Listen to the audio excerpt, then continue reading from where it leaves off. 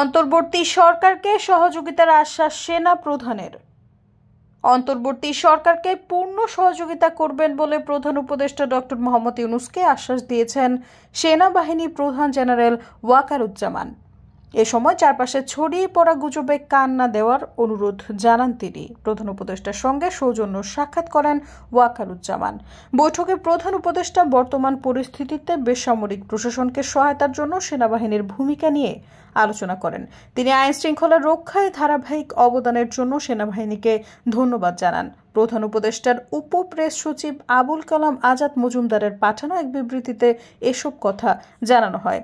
বিবৃতিতে বলা হয়, প্রধান উপদেষ্টা সেনাবাহিনীর ভূমিকা আরও সুসংহত করার প্রয়োজনীয়তার উপর জোর দেন। তিনি একটি সুস্পষ্ট কমান্ড কাঠামো এবং নির্বাচন পর্যন্ত আগামী মাসগুলোয় সব বাহিনীর ঘনিষ্ঠ সমন্বয়ের প্রয়োজনীয়তা তুলে ধরেন। সৈয়দা ফারিয়া, সমযুগ।